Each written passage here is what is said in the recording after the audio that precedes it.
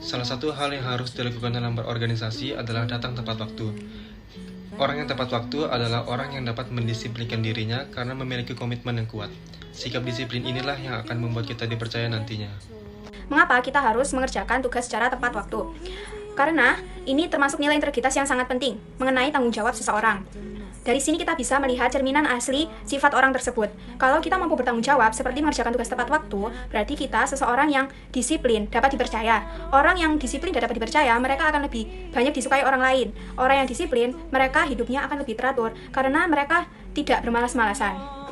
Seperti mengerjakan tugas tepat waktu bagi organisasi maupun tugas ketika kita diberikan oleh dosen, itu merupakan tanggung jawab kita. Menyelesaikannya adalah kewajiban kita.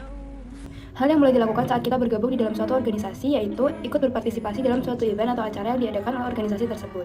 Di dalam suatu organisasi pasti akan banyak sekali divisi orang dengan kewajiban dan tanggung jawab masing-masing. Oleh sebab itu, berpartisipasi dalam suatu event akan membantu kita untuk mengeratkan tali persahabatan ataupun interaksi antara satu dengan yang lainnya dan supaya suatu event tersebut dapat berjalan dengan lebih baik dan maksimal. Nah, teman-teman, kita sebagai anggota organisasi diharuskan dan diwajibkan untuk menjaga nama baik organisasi yang menaungi kita. Kira-kira hal ini karena apa ya? Hal ini dikarenakan orang-orang di sekitar kita akan menilai kualitas dan juga nama baik dari organisasi yang menaungi kita berdasarkan dengan kualitas dan cara kita bekerja dalam berorganisasi. Sebaliknya, orang-orang akan menilai kualitas dalam diri kita berdasarkan dengan organisasi yang kita ikuti. Oleh karena itu, jangan lupa untuk menjaga nama baik organisasimu. Dalam berorganisasi, kita harus bisa menggunakan bahasa yang baik dan sopan. Hal ini dikarenakan bahasa adalah cerminan dari diri kita. Ketika kita berorganisasi, itu tidak sendirian. Tentunya ada banyak orang yang menjadi partner atau mitra kita. Oleh sebab itu, demi kenyamanan bersama, kita harus bisa menggunakan bahasa yang baik dan sopan. Karena bisa saja ketika kita tidak menggunakan bahasa yang baik dan sopan, kita menyakiti hati orang lain. Oleh sebab itu, demi menjaga relasi yang baik dengan teman kita harus bisa menjaga tutur kata dan bahasa kita ketika sedang berorganisasi. Dulu yang terakhir adalah mentaati aturan di dalam organisasi. Jadi setiap dari kita harus memiliki sifat integritas yang dimana kita mau taat dan juga nurut kepada aturan yang sudah ditetapkan di sebuah organisasi. Dan kita harus mentaati juga setiap konsekuensi jika kita tidak mentaati aturan di dalam organisasi. Salah satu larangan dalam berorganisasi ialah dilarang menggunakan kata kasar saat rapat maupun saat ada event. Meskipun ada teman dekat Anda atau sahabat Anda di organisasi tersebut, tapi Anda tetap dilarang menggunakan kata kasar. Nah, jika Anda menggunakan kata kasar, tentu saja orang-orang di sekitar Anda akan merasa tidak nyaman. Jadi dilarang menggunakan kata kasar dalam organisasi. Selanjutnya adalah tidak mendengarkan orang lain saat sedang berbicara. Hal ini karena saat rapat mereka kemungkinan akan memberikan suatu informasi yang penting ataupun kecil yang mungkin akan diperlukan nantinya. Jika kita datang terlambat, kita hanya akan membuang-buang waktu mereka yang sudah menunggu kita. Karena bagi semua orang, waktu itu adalah hal yang sangat berharga.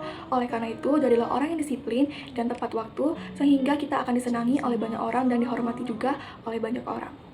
Merendahkan anggota kita yang lain, seperti dalam organisasi. Walaupun setiap kesalahannya mereka, tapi kita tidak boleh merendahkan mereka.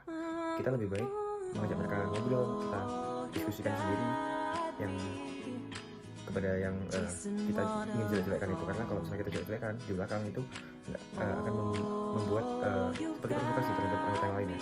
Pertama, tugas dapat berjalan dengan lebih efektif dan optimal. Ini karena seluruh anggota dalam organisasi mampu menyelesaikan tugasnya dengan baik serta dengan penuh rasa tanggung jawab. Akibatnya, uang, waktu, tenaga, dan lain-lain tidak perlu banyak terkuras. Dua, organisasi dapat menjadi lebih kompak dan solid.